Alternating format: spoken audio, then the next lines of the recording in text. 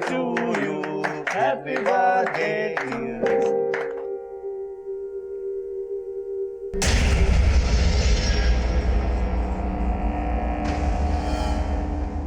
Sir Abhishek उस दिन काफी अपसेट था, लेकिन अनन्या काफी खुश लग रही थी। अभिषेक अपसेट क्यों था? साहिल की वजह से। बर्थडे पार्टी के बाद भी अनन्या और अभिषेक साहिल को लेकर ही बात कर रहे थे। अनन्या, मुझे कुछ नहीं सुनना साहिल के बारे में। अभिषेक, साहिल हमेशा के लिए बेंगलुरु जा रहा है, और वो सिर्फ मुझे ही नहीं, ऑफिस के बाद तुम्हें भी अपने घर बुला रहा है। देखो ना, मैं उसके घर जा रहा हूँ और ना तुम जाओगे, समझ गए? क्या हो भाई, आप लोगों ने शादी की न्यूज़ तो दे दी, लेकिन अभी तक इनविटेशन कार्ड नहीं दिया। तुम्हारे कहने का मतलब ये है कि अनन्या और अभिषेक के बीच जो अनबन थी वो साहिल की वजह से थी। तो क्या साहिल और अनन्या के बीच ऐसा कुछ था? सर अभिषेक, अनन्या और साहिल तीनों अच्छे दोस्त थे। इवन हमें तो लगता था कि अनन्या का साहिल से अफेयर है, लेकिन अभिषेक ने जब शादी वाली बात कही तो हम सब हैरान हो गए। लेकिन साहिल इस बात पर अपसेट था। सर साहिल, जब तुम कह चुके थे कि हमारे बीच में कुछ नहीं हो सकता है, सब खत्म हो गया है, तो अब अगर मैं अभिषेक से शादी कर रही हूँ तो तुम्हें क्या प्रॉब्लम हो रही है? अनन्या, तुम अभिषेक को जानती नहीं हो। मुझे अब भी तुम्हारी फिक्र है। अभी तो तुम्हें अभिषेक बहुत अच्छा लग रहा है, लेकिन बाद में तुम पछताने वाली हो। पछताओगी मतलब? उसके कान बनने से अपने डिसीजन बदल देगी? देख, समझा रहा हूं तेरे को, हमारे बीच आने की कोशिश मत करना। अब मैं क्या कर लेगा? बताओ तुझे। एक minute guys, please calm down. Sir तब तो बहुत गर्मा गर्मी थी अभिषेक और साहिल के बीच में, लेकिन साहिल बाद में उनका दोस्त बन गया था।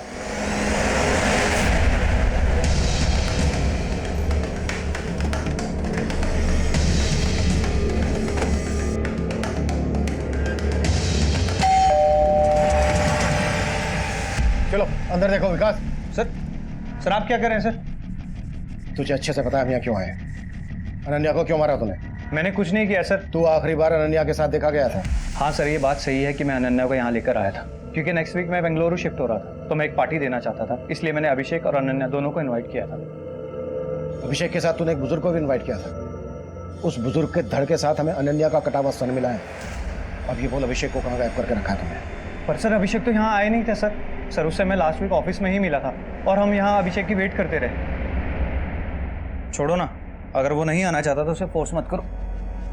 पर फोन तो पिक करे यार, पता नहीं क्या हो गया है उसको। इसे इनसिक्योरिटी कहते हैं, इसलिए वो जलता है मुझसे। हम दोनों के बीच में जो भी था वो आज खत्म हो चुका है, लेकिन इस बात पर वो ट्रस्ट ही नहीं करना चाहता। शक करता है तुम पे, कल को और शक करेगा, और तुम उससे शादी करना चाहती हो। शादी का फैसला सोचकर करना। हेलो सर, एक मिनट।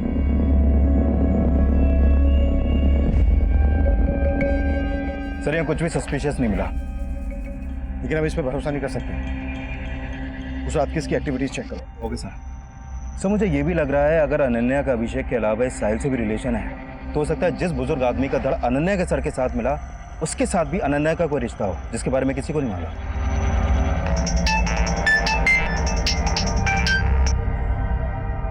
हाँ सोलंकी,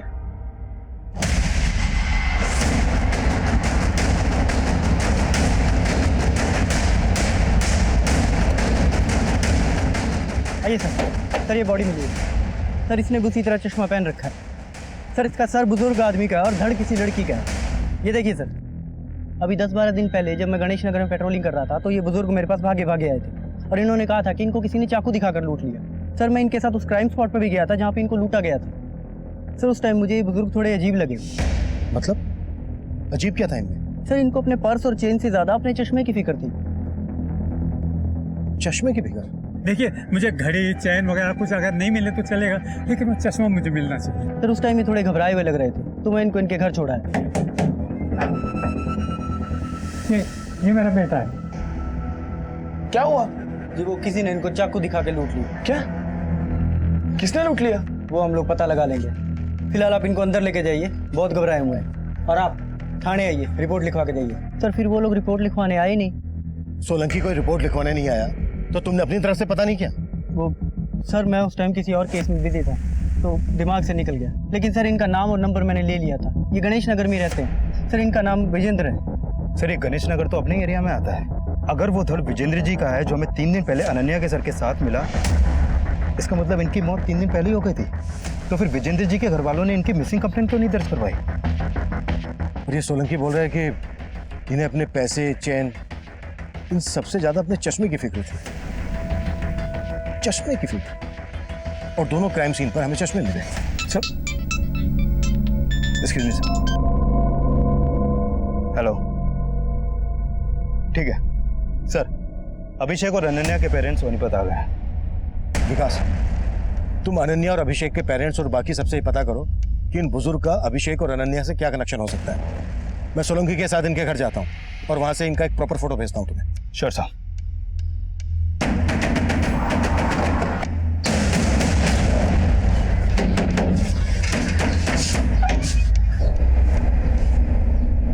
जी विजेंद्र जी कहाँ है? सर वो पापा तो हरिद्वार गए हुए हैं। हरिद्वार नहीं गए, मर्डर हो गया उनका। क्या? ये क्या बोल रहे हैं सर आप? हाँ, और काफी टाइम हो गया मर्डर को। अब ये बोलो कि तुम लोग छुपा क्या रहे हो हमसे? सर हम कुछ नहीं छिपा रहे सर। पापा 5 दिन पहले ही हरिद्वार जाने का बोल के ही गए थे सर। हरिद्वार किसी के साथ गए थे? नहीं सर, अकेले ही गए थे। चलिए बाबा, मैं आपको स्टेशन छोड़ देता हूँ। अरे मैं अकेला चले जाऊंगा, मेरी चिंता मत करना बेटा। उन्हें एक आदमी ने लूटा था, इन्होंने बोला था रिपोर्ट लिखवाने आने के लिए। आई क्यों नहीं? सर वो पापा ने ही मना कर दिया था रिपोर्ट ना लिखवाने के लिए। पापा शिकंजी। हाँ बेटा। पापा आप आराम कीजिए, मैं थाने जाके रिपोर्ट लिखवा के आता हूँ। अरे थाने जाने की कोई जरूरत नहीं बेटा, जो हो गया सो हो गया। क्या? लेकिन वो तो मुझे अपने मोबाइल और पैसों से ज़्यादा अपना चश्मा ढूंढने पे जोर दे रहे थे। बोल रहे थे कि उनको उनकी पत्नी ने गिफ्ट किया, और तुम बोल रहे हो कि उन्होंने खुद रिपोर्ट लिखवाने से मना कर दिया। हाँ सर, उन्होंने खुद रिपोर्ट लिखवाने से मना कर दिया था। और मेरी मम्मी को गुजरे तो 10 साल हो चुके हैं सर। और जहाँ तक मुझे पता है, मम्मी ने कोई पापा को चश्मा गिफ्ट नहीं किया होगा। लेकिन हाँ सर, कुछ दिनों से पापा ना घर से निकलते हो कि काला चश्मा पहन के निकलते थे।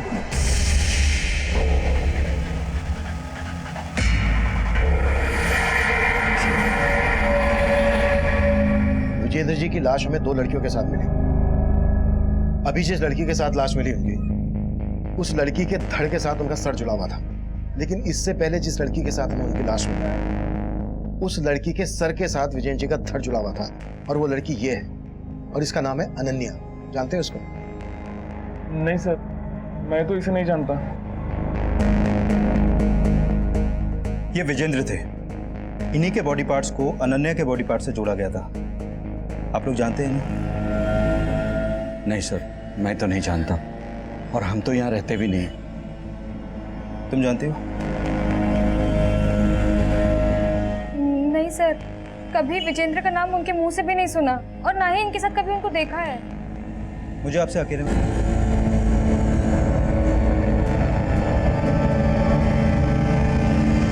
देखिए, मैं सुनने में आया कि अनन्या और अभिषेक के बीच में सब कुछ ठीक नहीं था।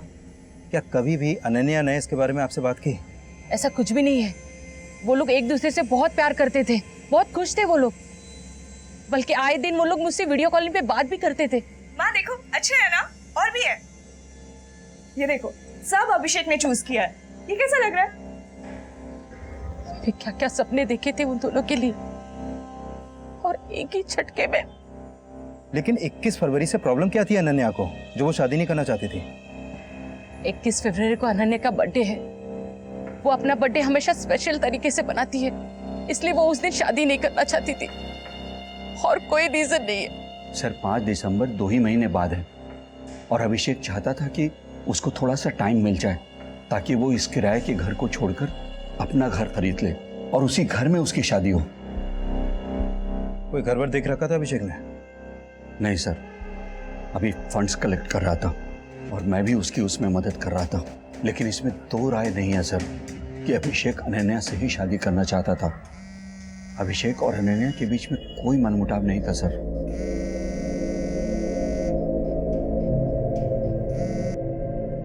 हेलो, हाँ अभी सब कुछ कंट्रोल में है यहाँ पे, लेकिन यहाँ पे फिर से आने की कोई गलती मत करना, वरना तुम भी फंसोगे और मैं भी फंसूंगी।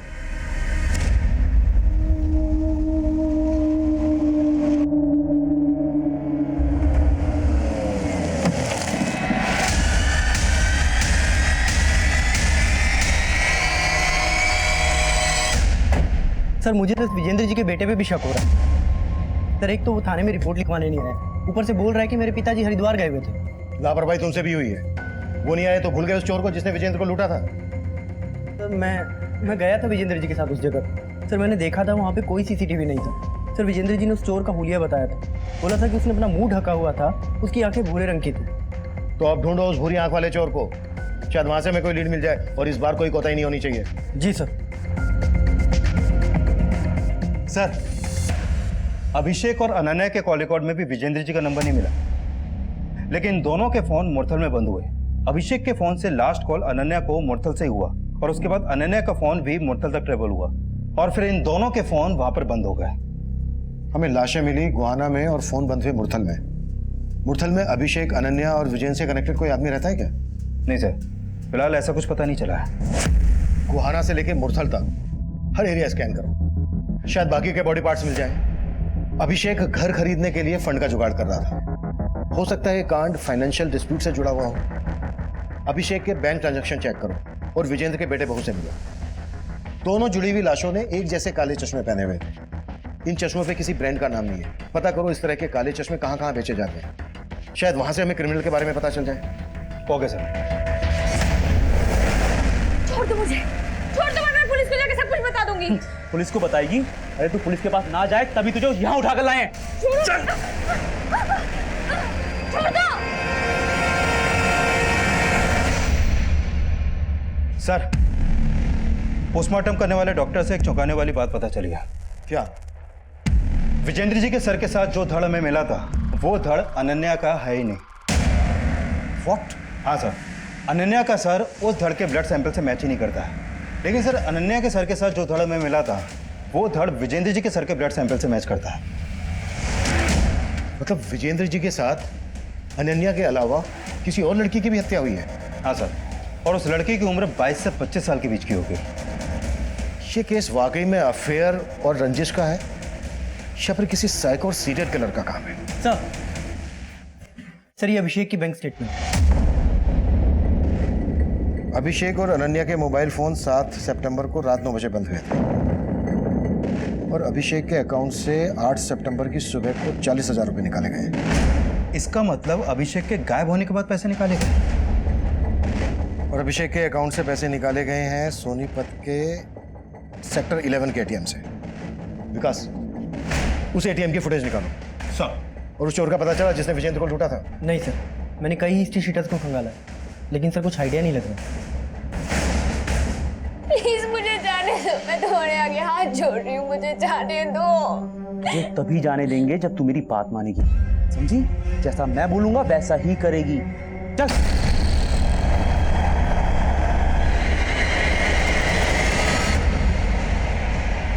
सर ये उस एटीएम की सीसीटीवी फुटेज है जहां से अभिषेक के डेबिट कार्ड से पैसे विड्रॉ किए गए थे और पैसे अभिषेक ने नहीं, इसने निकाले। साहब मैंने कुछ नहीं किया साहब। बोल, क्या कांड किया तूने और कौन कौन लोग शामिल हैं तेरे साथ? साहब मैंने कोई कांड नहीं किया, खुद अभिषेक भैया ने मुझे डेबिट कार्ड दिया था पैसे निकालने के लिए। हाँ बस। यार तूने वो फाइल दिया था क्या? हाँ बस हो ही गया। हाँ भैया मैं आपसे बोला था ना, मुझे 30,000 रुपए की जरूरत थी, तो कुछ हो जाता तो। अरे हाँ एक मिनट, 40,000 निकाल लेना, 10,000 मुझे चाहिए। साहब वो कार्ड उन्होंने मुझे उनके गायब होने के 2 दिन पहले दिया था। बेवकूफ समझ रहा है हमें, कहानी बना रहा है? साहब मैं कोई कहानी नहीं बना रहा, अभिषेक भैया ने खुद मुझे कार्ड दिया था और एक्स्ट्रा 10,000 रुपए निकालने के लिए कहा था। वो तब से लेके अभी तक जेब में लेके घूम रहा हूँ, लेकिन वो अचानक से गायब हो गए। तो वो जहाँ गायब है तू जानता है? साहब मैं नहीं जानता हूँ। अभिषेक सर अपना कार्ड शंकर को क्यों देंगे? सर ये शंकर जरूर झूठ बोल रहा है। हाँ सर, आप पता कीजिए उसने अभिषेक के साथ क्या किया। सर अनन्या को तो हम खो ही चुके, कम से कम अभिषेक को। तुम्हारे पापा को 2 जवान लड़कियों के साथ जोड़ रही है पुलिस। उनके रहते तो बदनामी का डर था ही, उनके जाने के बाद भी कोई कम बदनामी नहीं हो रही है। सच में ये पापा ऊपर जाने के बाद में भी हमें चैन से जीने नहीं दे रहे। मैं तुमसे कह रही थी पुलिस को जाकर खबर कराओ कि पापा हरिद्वार के नाम से निकले और फिर गायब हो गए हैं। अब भुगतो पुलिस को ना बताने का नतीजा। ये पुलिस वाले हमें चैन से जीने नहीं देंगे।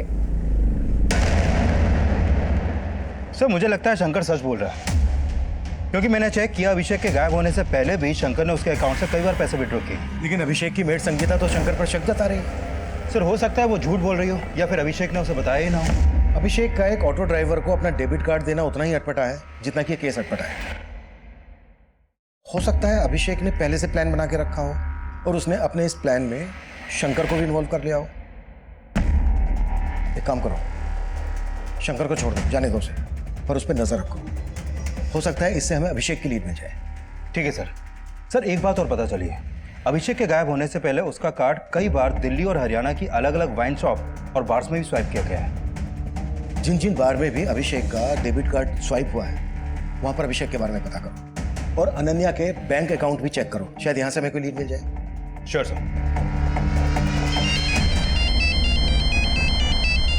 Ketan sir. Hello hello Sahil, Ketan बोल रहा हूँ। बेंगलुरु जाने की तैयारी हो गई? सर आप क्यों जले पे नमक छिड़क रहे हैं? पहले ही पुलिस वालों ने मुझे शहर से बाहर जाने को मना किया, सारा प्लान चौपट हो गया है। पर मुझे तो लगता है इन सबके चक्कर में ना बेंगलुरु की जॉब हाथ से ना चली जाए। टेंशन मत लेना, वहाँ की जॉब हाथ से निकल गई ना तो अपनी कंपनी में काम करने वापस आ जाना, ठीक है? Okay sir.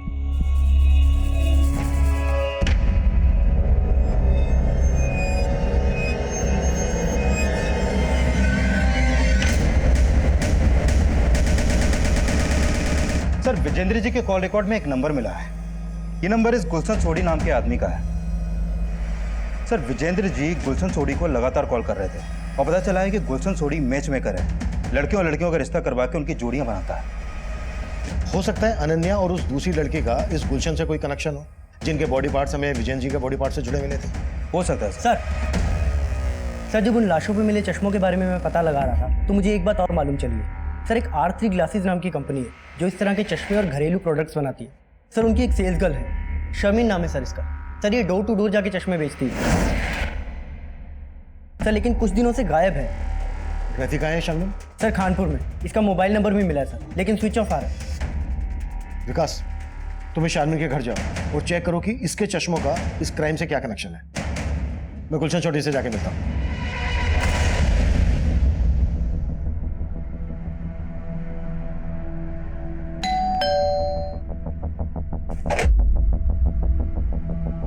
जी गुलशन चौधरी। जी सर। हमें विजेंद्र जी के बारे में बात कर रहे हैं। हाँ साहब, मेरी बेटी शर्मिन चश्मे बेचती है, मगर आप ये सब क्यों पूछ रहे हैं? कहाँ है वो? बुलाइए उसको, बात करनी है। बात दरअसल वो कई दिनों से घर नहीं आई है। अगर शर्मिन इतने दिनों से गायब है तो उसकी मिसिंग कंप्लेंट क्यों नहीं दर्ज करवाई आपने? साहब दरअसल 1 हफ्ते बाद उसका निकाह था, क्या अचानक वो गायब हो गई? उसको ढूंढते साहब, कहीं से उसको ढूंढते। जी वो विजेंद्र जी तकरीबन 3 महीने पहले मिले थे मुझे। दरअसल वो शादी करना चाहते थे। विजेंद्र जी शादी करना चाहते थे? हाँ जी। अच्छा, आपने उनका किसी के साथ रिश्ता करवाया था? जी मैंने उनको उनकी उम्र की काफ़ी सारी औरतों की फ़ोटोएं दिखाई थी। ये देखिए सर, ये सारी औरतें आपकी तरह सेकंड इनिंग की शुरुआत करना चाहती हैं। Second inning? नहीं नहीं नहीं नहीं नहीं, मैं ऐसे औरत से शादी करना चाहता हूँ जिसकी अभी तक शादी हुई ना हो। पर उनकी मांग जानकर मैं तो खुद परेशान हो गया। फिर मैंने उनको बताया कि जैसे कोई ऐसा रिश्ता आएगा तो फिर मैं आपको इन्फॉर्म कर दूंगा। हमें उनकी लाश 2 जवान लड़कियों के साथ मिली है। लाश? हाँ, और उनमें से एक लड़की ये थी। इसका नाम है अनन्या, आप जानते हैं इसको? जी नहीं, मैं नहीं जानता इसको। किसी दूसरी जवान लड़की के साथ रिश्ते की बात करवाई थी इनकी? सर जी कोई पला जवान लड़की इतने बुजुर्ग आदमी के साथ शादी क्यों करेगी?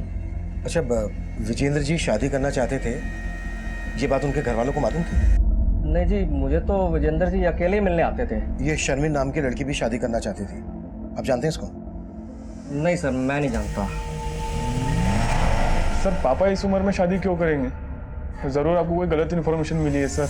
तुम्हारे पापा गुलशन सोडी नाम के मैचमेकर से मिल रहे थे लगातार। ये गुलशन ही तुम्हारे पापा के लिए रिश्ते ढूंढ रहा था। ये सब झूठ है सर। पापा तो मम्मी से बहुत प्यार करते थे सर। देखो, अगर हमसे कुछ भी छुपा रहे हो तो सच बोल दो, वरना तुम्हें बहुत परेशानी होगी। हम आपसे कुछ नहीं छुपा रहे सर, जरूर ये मेरे पापा को बदनाम करने की चाल है। वो गुलशन आपसे झूठ बोल रहा होगा सर।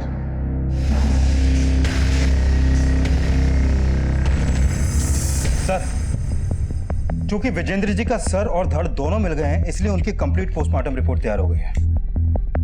इस रिपोर्ट के मुताबिक विजेंद्र जी को मारने से पहले उनको कोई नशीली चीज खिलाई गई थी। मतलब विजेंद्र जी का गला नशे की हालत में काटा गया? नहीं सर, ऐसा नहीं है। विजेंद्र जी को पहले नशा देकर बेहोश किया गया, फिर उनका गला घोटा गया जिससे उनकी सांसें रुक गई, और फिर विजेंद्र जी की मौत होने के बाद उनका गला काटा गया। सर, अगर विजेंद्र जी वाकई में शादी करना चाहते थे तो ये रिवर्स ऑनर किलिंग का भी तो एंगल हो सकता है। तुम्हारे कहने का मतलब यह है कि विजेंद्र जी के बेटे और बहू को इनका शादी करना शान के खिलाफ लगा हो सकता है सर, और विजेंद्र जी की बीवी आने से उनके बेटे बहू का उनकी जायदाद पे हक भी कम हो जाता। ये केस इतना अटपटा है कि समझ में नहीं आ रहा है कि इसमें कोई पर्सनल एंगल है या फिर कोई बहुत बड़ा गेम है।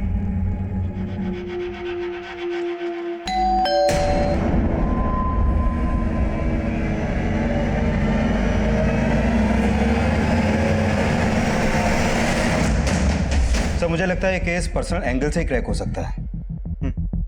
अच्छा, मैं अनन्या के बैंक ट्रांजैक्शन चेक कर रहा था तो मुझे मिला कि उसके मर्डर से 10 दिन पहले उसके अकाउंट से 22,024 रुपए किसी सगमा एंटरप्राइजेस के नाम ट्रांसफर हुए थे। पता करो ये सगमा एंटरप्राइजेस क्या चीज बनाती है। Sure sir. सर, अभिषेक जिन जिन बार्स में जाता था उनमें से एक की सीसीटीवी में कुछ मिला है। अभिषेक के साथ इसमें 2 लड़के दिख रहे हैं, एक का चेहरा दिख रहा है और एक का नहीं दिख रहा है। सर, दूसरे लड़के के बारे में हमें शंकर से पता चल जाएगा।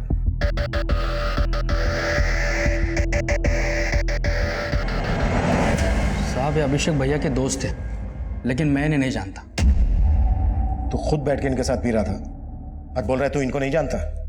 साहब, तब मैं अभिषेक भैया को सिगरेट देने गया था। अरे भाई जैसा तुम्हारे। भैया, आपका सिगरेट।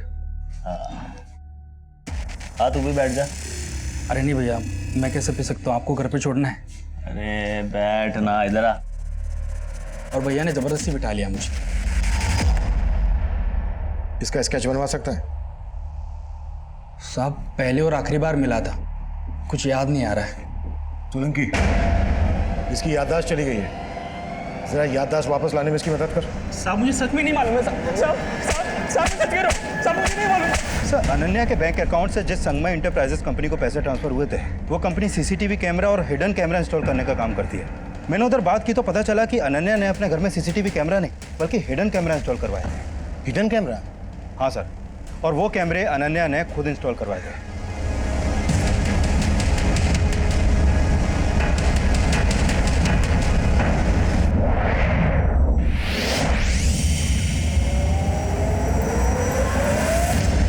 सर, मुझे लग रहा है अनन्या ने वो कैमरे इसलिए इंस्टॉल करवाए क्योंकि उसे अभिषेक पे शक था कि वो उसकी एब्सेंस में किसी और लड़की को घर पे लाता होगा।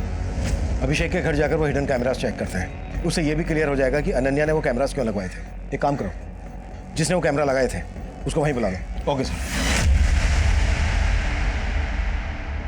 विद्या जी, हम लोगों को पंजाब जाना बहुत ज़रूरी है और हम लोग चाहते हैं कि आप भी हमारे साथ चलें। नहीं, आप लोग अभिषेक के बिना पंजाब जा सकते हैं, लेकिन जब तक मेरी बेटी के लाश के बाकी हिस्से नहीं मिल जाते मैं कहीं नहीं जाऊंगी।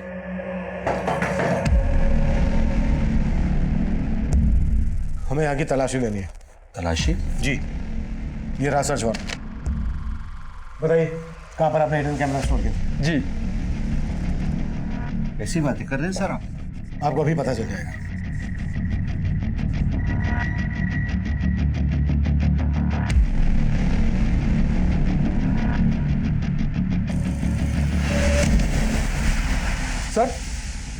सर, हमने जो कैमराज लगाए थे वो गायब है। उनकी फुटेज जरूर किसी पीसी या लैपटॉप में स्टोर की गई। कुछ मिला? पीसी या लैपटॉप?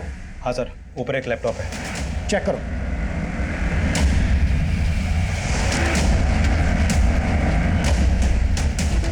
सर, इसमें कोई फुटेज नहीं है।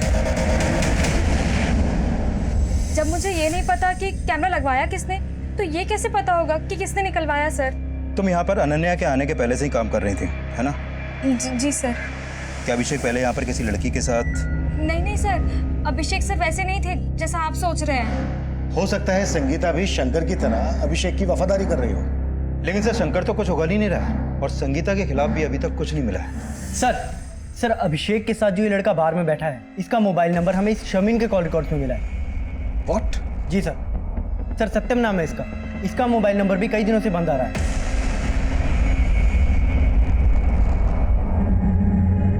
तो ये जो दूसरा आदमी है ये सत्यम से कनेक्टेड होगा और इन दोनों से हमें अभिषेक की लीड मिल सकती है। कहाँ रहता है सत्यम? सर खानपुर में, जहां पर शर्मीन का भी घर है।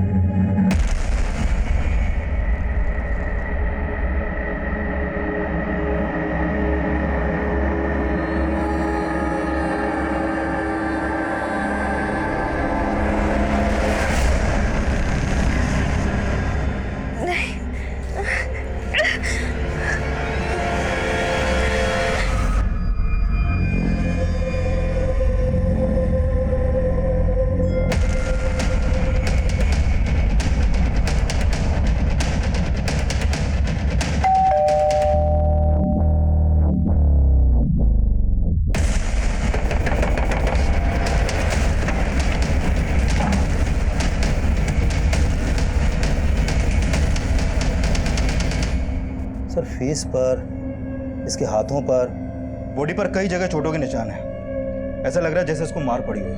लेकिन दरवाजा अंदर से लॉक था। इसने वाकई में सुसाइड किया है और ये फांसी की रस्सी कुछ अजीब नहीं लग रही? सर जी, ये राजू है, सत्यम का पड़ोसी।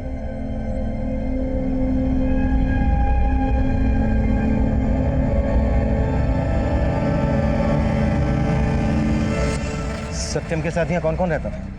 सर सत्यम की एक माँ है जो यूपी में रहती है। वो यहाँ पे अकेले ही रहता था। सत्यम काम क्या करता था? वो जॉब करने आया था लेकिन उसे मिल नहीं रही थी, तो काफी परेशान था वो। अच्छा, सत्यम एक शारमीन नाम की लड़की के साथ काफी टच में था।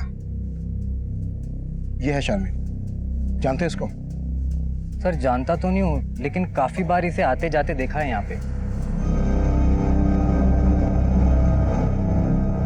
सत्यम के साथ जो ये लड़का है इसका नाम है अभिषेक, और ये जो दूसरा लड़का है इसको जानते हो? शायद इसका भी आना जाना हो। नहीं सर, मैं इसके बारे में कुछ नहीं जानता। सर शामिन सत्यम को जानती थी और सत्यम अभिषेक को। कहीं ऐसा तो नहीं कि अभिषेक का शामिन से अफेयर हो, जिसके लिए अनन्या ने अपने घर में कैमरा इंस्टॉल करवाया और अब शायद शामिन अभिषेक के साथ गायब है। लेकिन शारमीन अभिषेक के साथ गायब है या अकेली गायब है ये कंफर्म कैसे होगा?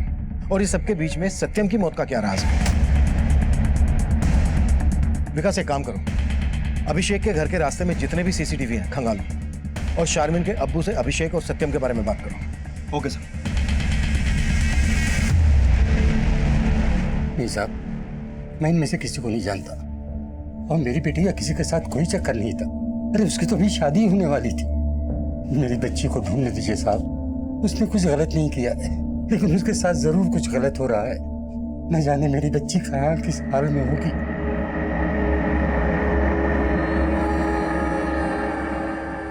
शारमीन तब हमारे लिए पहेली बनी हुई थी।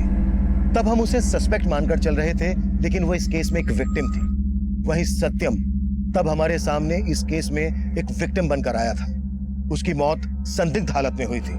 सत्यम की लाश जिस रस्सी से लटकी हुई मिली थी वो रस्सी हमारा ध्यान खींच रही थी। आदमी औरत की जुड़ी हुई लाशें, काला चश्मा और वो रस्सी। इस केस में सब कुछ विचित्र था और ये सिलसिला थमने का नाम नहीं ले रहा था। और इन विचित्र पहेलियों में एक और पहेली जुड़ने वाली थी। सर अभी तक हम मान रहे थे कि 3 मर्डर हुए हैं और हमें अनन्या के धड़ और एक लड़की के सर की तलाश थी, लेकिन यहाँ पर तो लड़की के सर के साथ साथ एक और लड़के का धड़ मिला। ये देखिए सर। चश्मा निकालो। 4 मर्डर हो गए, वो भी जुटने से।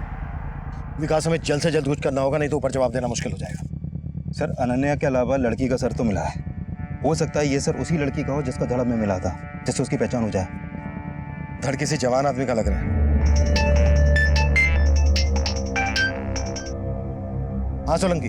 सर अभिषेक के घर के पास वाले सीसीटीवी में मुझे शर्मीन या कोई और लड़की तो नहीं दिखाई दी है, लेकिन हाँ सर एक लड़का दिखाई दे रहा है जो मुझे सस्पिशियस लग रहा है।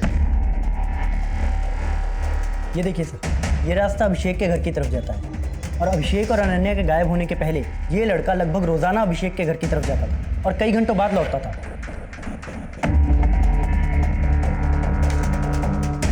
सोलंकी, इसके बारे में जल्दी पता करो। सर। विकास, सत्यम के कॉल रिकॉर्ड चेक करो और पता करो कि उसके कॉल रिकॉर्ड्स में इस लड़के की शक्ल वाले किसी आदमी का नंबर है क्या। हो सकता है ये लड़का वही हो जो बार में अभिषेक और सत्यम के साथ बैठा था। Okay sir.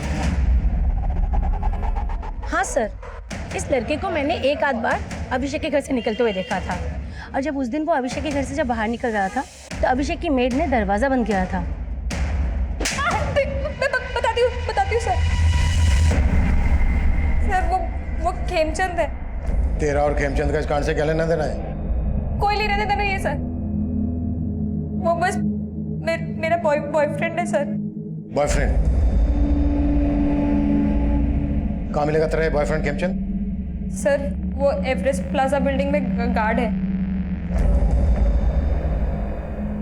तो वो हिडन कैमरा इसलिए निकलवाए ताकि तेरा और तेरे बॉयफ्रेंड खेमचंद का राज ना खुले? नहीं साहब, मैंने कोई कैमरा नहीं निकलवाया, हम तो बस प्यार करते थे। वो एवरेस्ट बिल्डिंग में नाइट शिफ्ट ड्यूटी पे था, तो अभिषेक सर और अनन्या मैडम के घर से चले जाने के बाद बस दिन में आया करता था सर। सर मैं सिर्फ संगीता से मिलने जाता था सर, इसके अलावा मैंने कुछ नहीं किया सर। बातों के भूत बातों से नहीं मानते। सर, सत्यम के कॉल रिकॉर्ड में खेमचंद का नंबर तो नहीं मिला, लेकिन इस तंजील और शादाब के नंबर मिले हैं। कौन ये तंजील और शादाब? सोनीपत के लोकल गुंडे हैं सर ये। इन पे पहले भी मारपीट के कई केस दर्ज हुए हैं। सत्यम का इन गुंडों के साथ कनेक्शन था, तो फिर सत्यम की लाश उसी के घर में मिलने का क्या चक्कर है? सर फिलहाल तो यही मालूम चला है कि सत्यम जॉब ना मिलने की वजह से परेशान था। शायद पैसों की तंगी की वजह से उसने सुसाइड किया हो। लेकिन सत्यम की बॉडी पर हमें मारपीट के निशान मिले थे। विकास, शादाब और तंजील को उठा कर लेकर आओ। हो सकता है बार में अभिषेक और सत्यम के साथ जो वो दूसरा लड़का है वो इन दोनों में से कोई है। Okay sir.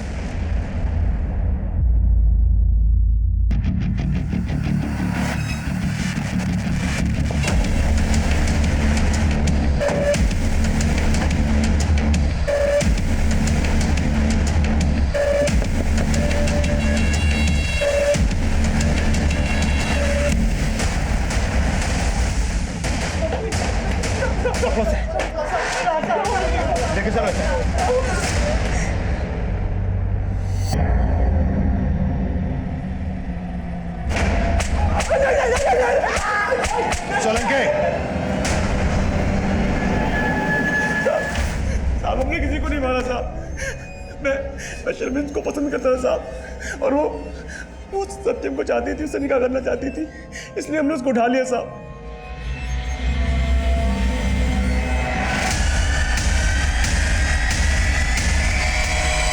इधर हमने शर्मिन को उठाया और उधर सत्यम की कुटाई की।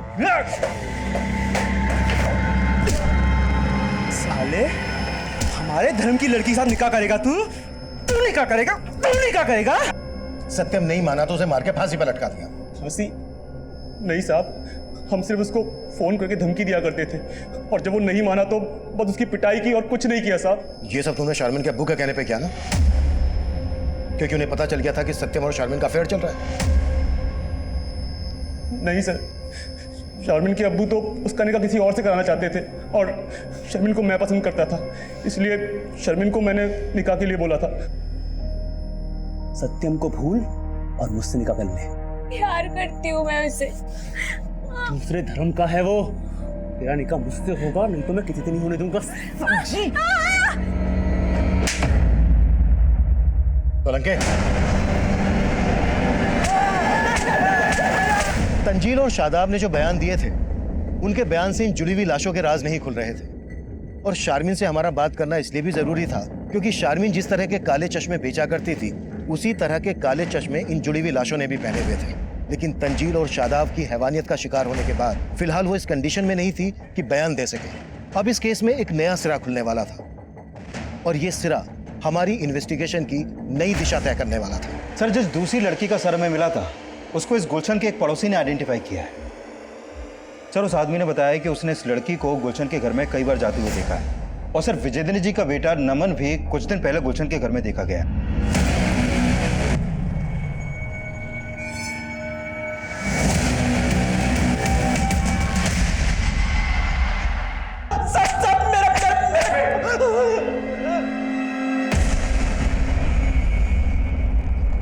विजेंद्र के साथ जिस लड़की की लाश मिली, वो लड़के कौन थे? जी वो मेरी भतीजी स्वीटी थी। दरअसल विजेंद्र उससे शादी करना चाहता था और विजेंद्र की ख्वाहिशें देखकर मैंने एक प्लान बना लिया।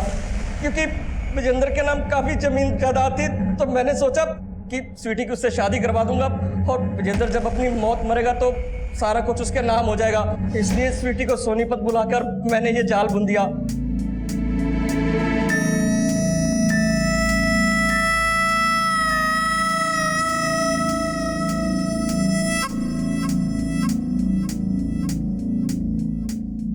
और देखते देखते वो स्वीटी पर लट्टू हो गया। वो उसको घुमाने लगी और पिछले दिनों वो स्वीटी को पार्टी पर भी लेकर गया था। कौन सी पार्टी? जी वो तो मेरे को मालूम नहीं है, पर जब से वो गई है तब से लौटी नहीं। मैं उसकी मिसिंग कंप्लेंट लिखवाता तो खुद भी फंस सकता था, इसलिए मैं चुप्पी मारकर बैठ गया साहब। विजेंद्र का बेटा नमन भी तेरे से मिलने आता था? क्यों मिलने आता था? साहब आपके मिलने के बाद आया था वो। जी कहिए। मैं जानता हूँ कि तुम एक लड़की के साथ मिलकर मेरे पापा विजेंद्र को घुमा रहे हो। बोलो कौन है वो लड़की? भाई कौन सी लड़की? तुम्हें कोई गलतफहमी हो गई है। मैं किसी लड़की बड़की को नहीं जानता। मैंने उसको झूठ बोला था क्योंकि साहब मैं डर गया था कि वो आपको कुछ बता ना दे। सर मुझे नहीं मालूम कि मेरे पापा किसी लड़की से मिल रहे थे। जब आपने मुझे गुलशन के बारे में बताया तब मैं वहाँ गया, और जानना तो जरूरी था ना सर कि वो लड़की कौन थी जिसके चक्कर में मेरे पापा को लेकर लोग तरह तरह की बातें बना रहे थे। और इसी लोग लज्जा से बचने के लिए तूने अपने पापा और उस लड़की को? नहीं सर, मैंने ऐसा कुछ नहीं किया। गुलशन ने हमें बताया कि तेरे पापा स्वीटी के साथ एक पार्टी में गए थे। इस बारे में कुछ जानता है? पार्टी? हाँ। नहीं सर, पापा तो मुझे हरिद्वार जाने का बता के गए थे।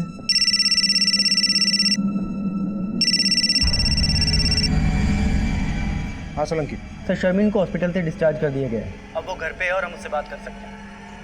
ठीक। मैंने अब्बू को ये नहीं बताया था कि मैं सत्यम से प्यार करती थी, क्योंकि वो अलग धर्म का था ना, और मुझे ये नहीं पता था कि तंजील और शादाब मिलके मेरे साथ ऐसा करेंगे। और मुझे लगता है सत्यम की मौत के पीछे वही लोग जिम्मेदार हैं। शर्मिन, जिस तरह के चश्मे तुम बेचती हो उसी तरह के चश्मे उन जुड़ी हुई लाशों ने पहने हुए थे। अब हमसे कुछ भी छिपाए बिना सब कुछ सच सच बता दो। अनन्या, विजेंद्र जी और स्वीटी, इनमें से किसी को जानती हो? विजेंद्र जी और स्वीटी को तो मैं जानती हूँ। सत्यम जहाँ जॉगिंग करने जाता था विजेंद्र जी भी वही आते थे। दोनों की दोस्ती भी हो गई थी, और सत्यम ने मुझे एक बार स्वीटी और विजेंद्र जी दोनों से मिलवाया था, और उस दिन स्वीटी ने मेरे से चश्मा लेके विजेंद्र जी को गिफ्ट किया था। सत्यम अभिषेक को भी जानता था, और सत्यम और अभिषेक के साथ ये जो लड़का है इसको जानती हो? नहीं सर, मैं इनको नहीं जानती। 5 सितंबर को विजेंद्र जी और स्वीटी एक पार्टी में गए थे। इस बारे में कुछ जानती हो? हाँ, 5 सितंबर को तो सत्यम मुरथल में कहीं गया था। शायद विजेंद्र जी और स्वीटी भी वही जाने वाले थे।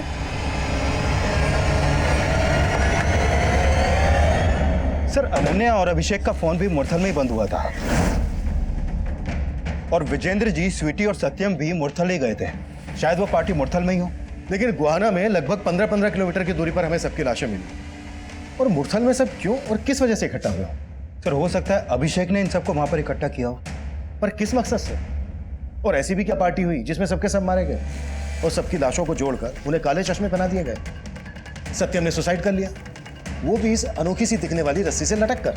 और सर अभी तक हमें यह भी नहीं पता चल पाया है कि स्वीटी के सर के साथ जो धड़ हमें मिला था वो किस लड़के का था। हमें कैसे भी करके उस लड़के का सर और अनन्या के धड़ का पता करना है। गुहाना से लेकर मुरथल तक पूरा एरिया स्कैन करो और पता करो ये सब के सब कौन सी जगह पर मिले थे। Okay sir.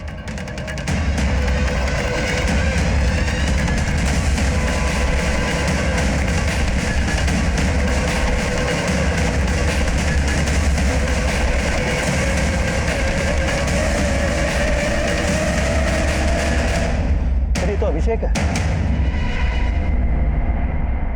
अभिषेक को हम सस्पेक्ट मानने की गलती कर रहे थे, लेकिन तब यह साफ हो गया था कि अभिषेक, अनन्या, विजेंद्र और स्वीटी का मर्डर हुआ था। और सत्यम की पोस्टमार्टम रिपोर्ट से भी यह साफ हो गया था कि सत्यम ने सुसाइड किया था। बाकी के विक्टिम्स की पोस्टमार्टम रिपोर्ट और फोरेंसिक रिपोर्ट इस केस में नए राज खोलने वाली थी।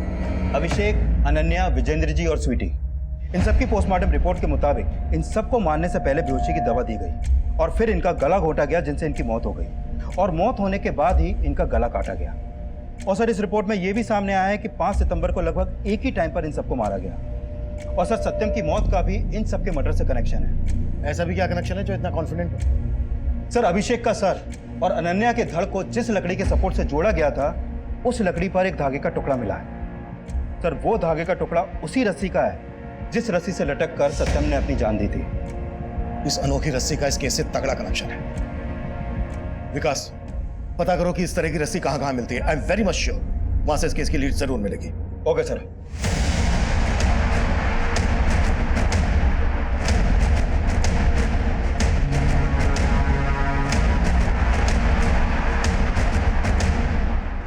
नहीं सर, ऐसी रस्सी कोई सप्लायर नहीं बनाता।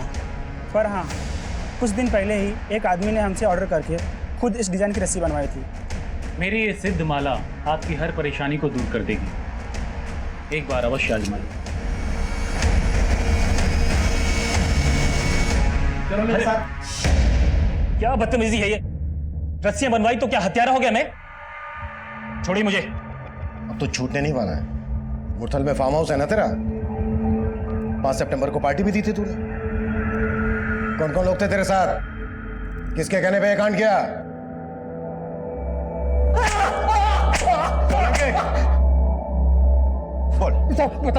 बता साहब, सिर्फ सत्यम ही नहीं, मैं भी तंगी से बहुत परेशान था।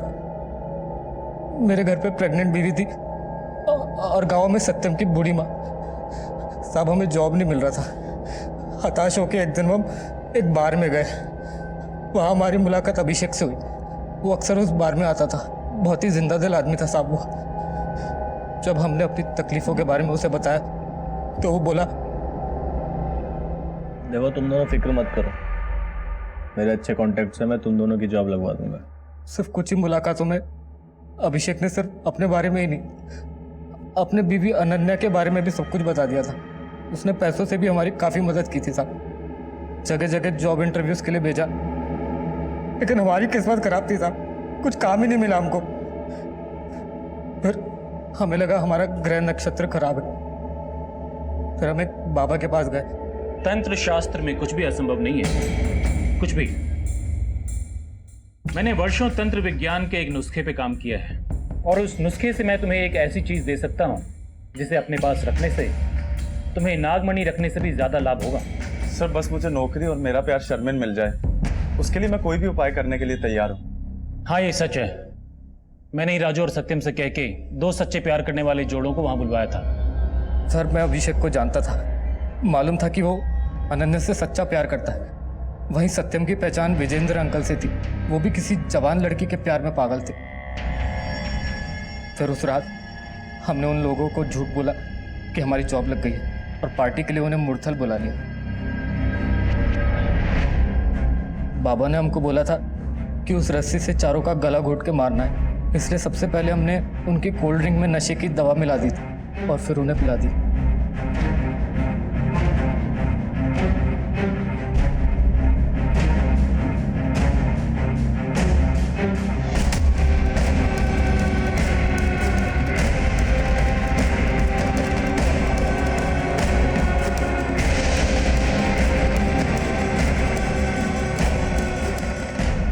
बहुत अच्छे। अब तुम दोनों मिलकर इन सब के शरीर से इनका सर अलग कर दो और उसके बाद जोड़ियां बनाओ, प्रेमी और प्रेमिका की। प्रेमिका का सर उसकी प्रेमिका के शरीर से लगाओ और प्रेमिका का शरीर उसकी प्रेमी के सर से, और उसके बाद तुम अपनी प्रेमिका की कोई प्यारी निशानी इन सब के ऊपर रखो। वो शर्मिन चश्मे बेचती है। मैं ना 4 काले चश्मे लाया हूँ, अगर आप कहें तो पहना दूं मैं। हाँ, ये उचित रहेगा। और उसके बाद इन सब के शरीर को उत्तर, दक्षिण, पूर्व, पश्चिम चारों दिशाओं में अलग अलग स्थान पे फेंक के आओ। मैं तब तक इस यज्ञ की रस्सी को पवित्र करता हूं।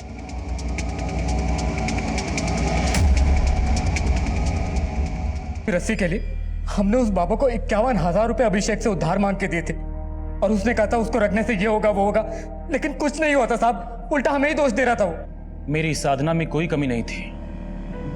पहले तो मुझे लगा था शायद उनके प्रेम में कोई त्रुटि थी, उनका प्यार सच्चा था ही नहीं, शायद इसलिए मेरी रस्सी का असर नहीं दिखा। लेकिन बाद में पता चला उन मूर्खों ने प्रेमी प्रेमिका की जोड़ियां ही गलत बनाई थी। उसने तो अपना पल्ला झाड़ दिया और हम इतना सब कुछ करने के बावजूद वही के वही थे। ऊपर से तंजील और शादाब शर्मिन को उठा के ले गए थे। सत्यम बहुत टूट गया था अंदर से साहब। पता नहीं कहाँ ले गए वो शर्मिन को, लेकिन छोड़ूंगा नहीं उनको। रुक सत्यम रुक, होश से काम ले। होश ही तो नहीं है यार, और सबसे ज्यादा होश तो इस जादुई रस्सी ने उड़ा के रखे हैं। सोचा था इस रस्सी के मिलने से सारे काम बन जाएंगे, ने अपने दोस्तों को मार दिया यार। मैं गलत करा राजू, इसीलिए हमारे साथ गलत हो रहा है। हम दोनों बहुत शर्मिंदा थे साहब, लेकिन मुझे नहीं पता था कि सत्यम जब आप उसके घर पर आए तब पता चला कि उसने सुसाइड कर लिया। अब ये सब कुछ सर्वेश बाबा की वजह से हुआ है। अब हम आपको अपनी प्रतिभा दिखाएंगे और फर्स्ट एक्सपेरिमेंट, लोगों को मार के उनके साथ एक्सपेरिमेंट करता है। इतना कुट्टो इसको, इतना कुट्टो कि इसकी सारी प्रतिभा निकल जाए। इस केस में पागलपन की सभी सीमाएं लांघ दी गई थी। हमने सोचा नहीं था कि यह केस तंत्र और अंधविश्वास से जुड़ा होगा। कभी कभी जो हम सोचते हैं हकीकत उससे बिल्कुल अलग होती है। लालच में आकर राजू और सत्यम ने जो सोचा वो कभी हो नहीं सकता था। उन्होंने इस पाखंड के लिए सारे पैसे अभिषेक से ही उधार लिए और अभिषेक के साथ साथ उन्होंने अपने बाकी के दोस्तों को भी मार दिया, पर अंत में उनके हाथ कुछ नहीं लगा। सर्वेश जैसे लोग हमारी सोसाइटी के लिए खतरा हैं। किसी की जान लेकर कभी किसी को खुशी नहीं दी जा सकती। ऐसे लोगों पर कभी भरोसा नहीं करना चाहिए। किसी को जाने समझे बिना उससे मुस्कुराकर हाथ मिला लेना अच्छा है, जरूरतमंदों की मदद कर देना और भी अच्छा है, पर किसी से दोस्ती करने से पहले एक बार उसके अंदर झांक कर देख लेना बेहद जरूरी है। अगर अभिषेक और विजेंद्र ने सत्यम और राजू को सही से समझने की कोशिश की होती तो उन्हें इस अपराध की दस्तक मिल गई होती, इससे बचा जा सकता था। अब मैं सीनियर इंस्पेक्टर अभिमन्यु जिंदल आप लोगों से विदा लेता हूं। आपसे फिर मुलाकात होगी एक नए केस के साथ। स्वस्थ रहिए, सतर्क रहिए और देखते रहिए क्राइम पेट्रोल दस्तक। मकसद बताना नहीं, बचा।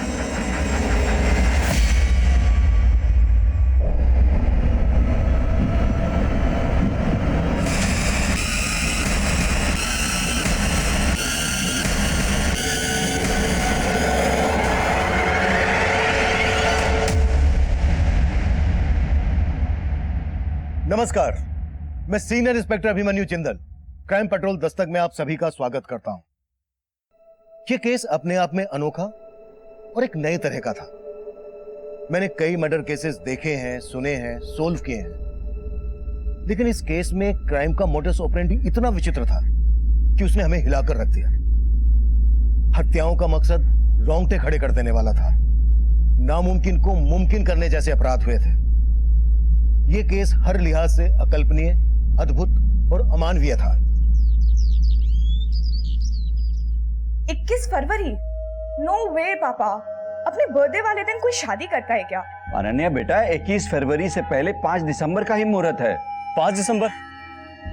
मम्मी मुझे नहीं जमेगा 5 दिसंबर, और मैंने आपसे पहले भी बोला था ना मुझे फरवरी से पहले शादी नहीं करनी है। अभिषेक बेटा, 5 दिसंबर और 21 फरवरी के अलावा और कोई मुहूर्त ही नहीं है इस सीजन में। 21 फरवरी को अनन्या शादी नहीं करना चाहती और 5 दिसंबर को तुम। तो मम्मी आप अनन्या को समझाओ ना। अनन्या बेटा, अभिषेक की बचपन से हर जीत पूरी की है मैंने, लेकिन अब मैं बहू का साथ दूंगा। थैंक्स पापा, अब ना आप बस अभिषेक को समझा दीजिएगा। 5 दिसंबर परफेक्ट डेट है। मम्मी आप बिना सोचे समझे 21 फरवरी के कार्ड छपवा दो। शादी तो 21 फरवरी को ही होगी। जी मम्मी, हाँ ठीक है जी। 21 फरवरी? हाँ मतलब क्या? अरे तुम्हारी माँ से बात हो गई है मेरी। तो अरे सर, मैडम, हम लोग एक काम करते हैं ना, टॉस कर लेते हैं। जो टॉस जीतेगा वो शादी की डेट फाइनल कर लेगा। टॉस वॉस कुछ नहीं, 5 दिसंबर डन है। हाँ तो मुझे भी कोई टॉस वॉस नहीं करना है, और अगर तुम्हें मुझसे शादी करनी है ना तो 21 फरवरी को होगी, वरना तुम। हाँ मत कर, छोड़ना, क्या फर्क पड़ता है वैसे भी।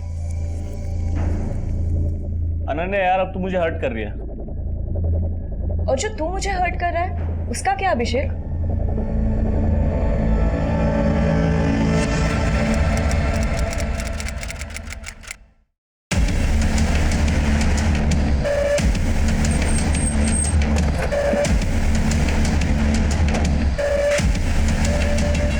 सर इस तरह सर, लाश को देख के लग रहा है कि 2 मर्डर हुए हैं, लेकिन बॉडी एक ही मिली है।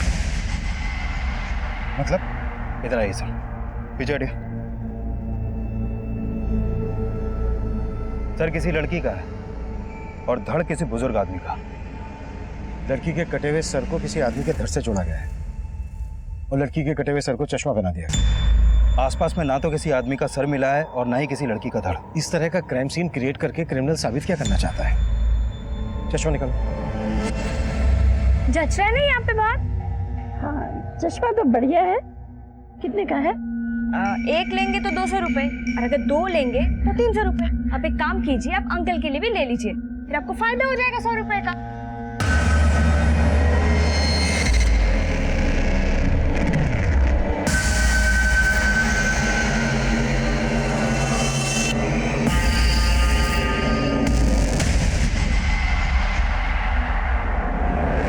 क्यों आप मेरा रास्ता क्यों रोक रहे हो?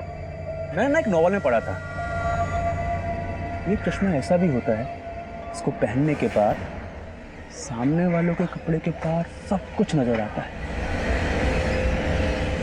तेरे पास है चश्मा ऐसा?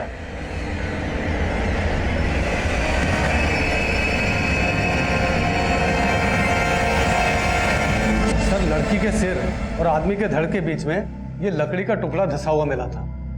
मतलब इस लकड़ी के सपोर्ट से दोनों लाशों को जोड़ा गया। अच्छा डॉक्टर, लड़की के सिर और आदमी के धड़ को देखकर इन दोनों की उम्र का क्या अंदाजा लगाया जा सकता है? सर लड़की की उम्र करीब 25 से 30 साल के बीच रही होगी और आदमी की उम्र करीब 55 साल से ऊपर रही होगी। एक 25 से 30 साल की औरत और लगभग 55 साल के आदमी के बीच ऐसा क्या ताल्लुक रहा होगा कि इन दोनों को मारकर इनकी लाश को जोड़कर ऐसा दिखाने की कोशिश की गई है कि ये एक ही लाश है और ऊपर से वो काला चश्मा। सर सब कुछ चौंकाने वाला है। ऐसा क्राइम तो कोई सरफराई ही कर सकता है। सिर्फरा नहीं, ये किसी बहुत ही दिमागदार आदमी का काम है जिसने 2 मर्डर करके जानबूझकर ऐसा क्राइम सीन क्रिएट करने की कोशिश की है कि हम मर्डर के मोटिव को लेकर शुरुआत से कंफ्यूज हो जाए। विकास, इन दोनों के बाकी के बॉडी पार्ट ढूंढने पर जोर दो और पता करो कि 25 से 30 साल की औरत और लगभग 55 साल के आदमी की कहीं मिसिंग कंप्लेंट फाइल है क्या? Okay sir. हाँ अंकल, कुछ पता नहीं चल रहा अंकल। ना अनन्या मैडम का फोन लग रहा है ना अभिषेक सर का। संगीता बेटा, अभिषेक और अनन्या के दोस्तों से मालूम किया कि वो दोनों कहाँ गए थे? हाँ अंकल, सबको फोन किया लेकिन दोनों को कोई खबर नहीं है। अब अंकल वो अनन्या मैडम की मम्मी का फोन आ रहा है पीछे से, वो भी बहुत परेशान है। मैं आपको फोन करती हूँ 2 मिनट में। ठीक है बेटा। हेलो, हाँ आंटी। आंटी आप परेशान मत होइए, मैं अनन्या मैडम के बारे में पता करके बताती हूँ आपको। और अभिषेक, उसका कुछ पता चला क्या? नहीं, मेरा मतलब है अभिषेक सर और अनन्या मैडम दोनों के बारे में पता करके बताती हूँ। आप बस परेशान मत होइए। हाँ हाँ आंटी, आंटी मैं ना आपको पता करके बताती हूँ। हाँ बाद में फोन करती हूँ। ये अभिषेक भैया का नारियल पानी है। सर सोनीपत के सेक्टर 7 के पुलिस स्टेशन में एक कपल की मिसिंग कंप्लेंट दर्ज हुई है। ये कपल सेक्टर 7 में ही रहता था। सर लड़की का फोटो उस सर से मैच करता है जो हमें उस बुजुर्ग आदमी के धड़ के साथ मिला था।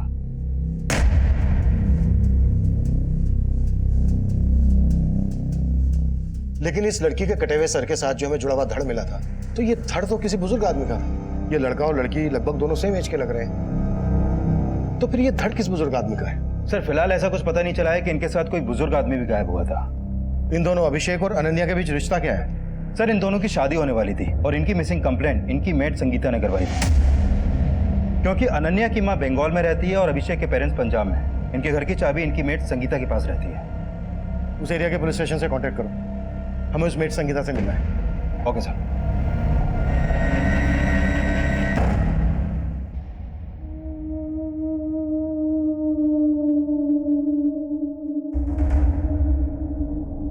शर्मीन बेटा मैंने तुझको पहले भी समझाया था बेटा, अब भी बोल रहा हूँ कि ये घर घर जाकर चश्मे बेचना बंद कर दे।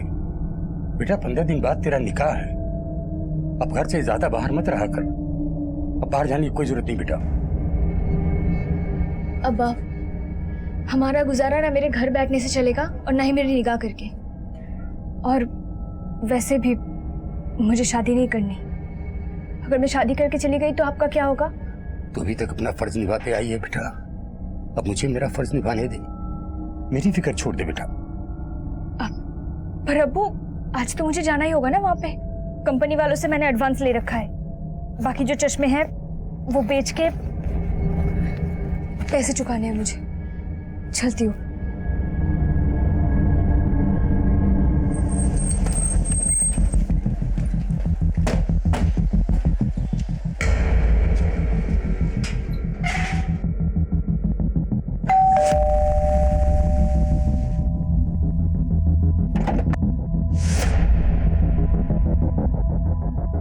हमें अनन्या का कटा हुआ सर मिला है।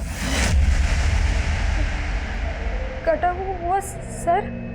हाँ, हमें अनन्या का कटा हुआ सर एक बुजुर्ग आदमी के धड़ के साथ मिला है। तुम ऐसे किसी बुजुर्ग आदमी को जानती हो जिनका अभिषेक और अनन्या से मिलना जुलना हो? नहीं सर, मैं ऐसे किसी बुजुर्ग को नहीं जानती। सर, अगर अनन्या मैडम का मर्डर हो गया तो अभिषेक सर कहाँ है? अभिषेक को हम ढूंढ रहे हैं, अभी तक पता नहीं चला है। काम कहाँ करते थे दोनों? किसी आईटी कंपनी में काम करते थे। दोनों साथ में ही काम करते थे। तुमने आखिरी बार कब देखा था इन दोनों? परसों ऑफिस जाने से पहले। देख कितने प्यारे लहंगे हैं ये। बहुत सुंदर है ना? हाँ प्यारे तो होंगे ही, इतने महंगे जो है। एक एक लहंगा 1-1 लाख रुपए का है। पर क्या है, तू डिसाइड कर ले कौन सा पहनेगी 21 फरवरी को। 21 फरवरी को तो नहीं पहनूंगी। तो शादी में जींस टॉप पहनेगी क्या? तू बोलेगा तो जीन्स टॉप में भी शादी कर लूंगी, पर करूंगी तो 5 दिसंबर को ही। ये सारे महंगे महंगे लहंगे दिखा के ना मक्खन मत मार। टिफिन। तू ना बड़ी टेढ़ी चीज है। वो तो मैं हूँ। पर क्या है, मैं थोड़ा ज्यादा होता है। रुक या अभिषेक। मैं ना करूंगी नहीं शादी। देख तू कभी मेरी बात ही नहीं मानता यार। अरे मेरी बात। फिर सर वो शंकर के साथ ऑफिस चले गए। ये शंकर कौन है? शंकर ऑटो वाला है साहब। वो अभिषेक सर ने ना एक ऑटो वाला फिक्स कर रखा था। वो सुबह उनको ऑफिस छोड़ता था और शाम को ऑफिस से लेकर आता था। कहाँ मिलेगा ये शंकर हमें? वो तो नहीं पता, लेकिन सर मेरे पास उसका नंबर है। संगीता, तुम्हें किसी पर शक है जो ये सब कर सकता है? नहीं सर, मुझे कोई अंदाजा नहीं। अभिषेक और अनन्या शादी करने वाले थे। कब होने वाली थी इनकी शादी? सर इनकी शादी की ना 2 डेट निकली थी, एक 21 फरवरी और एक 5 दिसंबर। दोनों तय नहीं कर पा रहे थे कि उनको किस दिन शादी करनी है। अनन्या और अभिषेक ये डिसाइड नहीं कर पा रहे थे कि उनको कौन सी डेट को शादी करनी है, या फिर ये डिसाइड नहीं कर पा रहे थे कि दोनों को एक दूसरे के साथ शादी करनी है या फिर नहीं करनी है। सर अभिषेक का गायब होना और अनन्या के सर के साथ किसी बुजुर्ग आदमी के धड़ का मिलना। सर हो सकता है अभिषेक और अनन्या के बीच कुछ ठीक नहीं चल रहा हो और अभिषेक ये कांड करके कहीं गायब हो गया हो। हमें सबसे पहले ये पता लगाना है कि वो बुजुर्ग आदमी कौन था जिसका अनन्या के साथ मर्डर हुआ। अभिषेक और अनन्या के कॉल रिकॉर्ड चेक करो, शायद इनके कॉल रिकॉर्ड से इस बुजुर्ग आदमी का नंबर मिल जाए। इनकी मेड संगीता के बारे में सब कुछ पता करो, शंकर से भी मिलो। मैं इनके ऑफिस जाता हूँ, शायद वहां से पता चल जाए कि बुजुर्ग आदमी कौन था। Sure sir.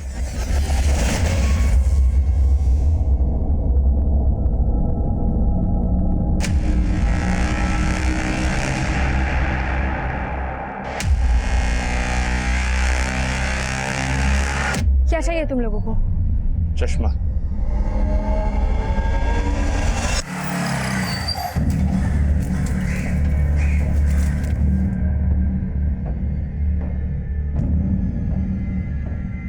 हाँ साहब, संगीता सही बोल रही थी। मैं अभिषेक भैया और अनन्या भाभी को रोजाना ऑफिस छोड़ने जाता था और उस दिन भी मैंने उनको ऑफिस छोड़ा था।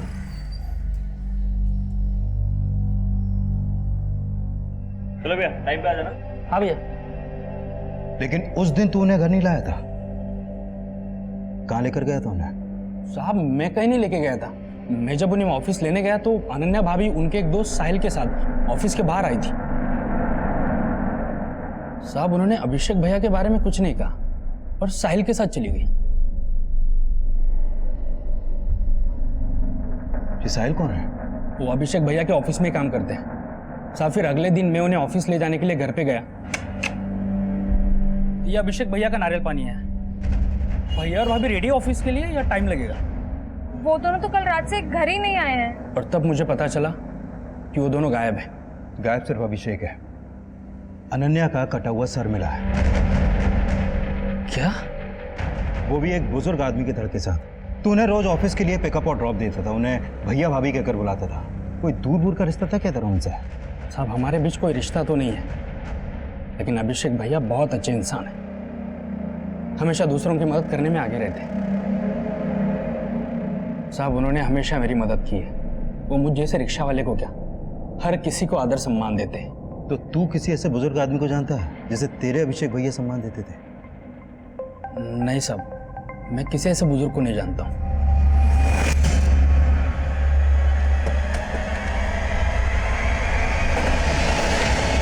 सर अभिषेक और अनन्या मेरे अंडर काम करते थे। आपके ऑफिस में कोई बुजुर्ग भी काम करते थे जो उनके साथ गायब है? बुजुर्ग नहीं सर। अच्छा, अभिषेक और अनन्या सिर्फ एक दूसरे के कलीग ही नहीं थे, बल्कि एक दूसरे से शादी करने वाले थे। इनका ऑफिस में किसी के साथ कोई झगड़ा, कोई इशू? नहीं सर, मुझे तो नहीं लगता। अभिषेक और अनन्या का आपस में कोई इशू? नहीं सर, अगर ऐसा कुछ होता तो वो शादी का फैसला क्यों लेते? हाँ, पर एक बात है सर। क्या? उस दिन अभिषेक ने मुझसे हाफ डे की लीव ली थी। सर मुझे अभी ऑफिस से जाना होगा। मुझे आज हाफ डे की लीव चाहिए। क्यों, क्या बात है? उसने रीजन तो नहीं बताया, लेकिन वो हाफ डे में ही चला गया था। हमें पता चला है कि उस दिन अनन्या अपने कलीग साहिल के साथ गई थी। साहिल कहाँ है? साहिल ने तो जॉब छोड़ दी। साहिल ने जॉब छोड़ दी? हाँ सर, वो तो बेंगलुरु में शिफ्ट होने वाला था। जिस दिन उसका लास्ट डे था, उसका बर्थडे था, हमने सेलिब्रेट भी किया था। Happy birthday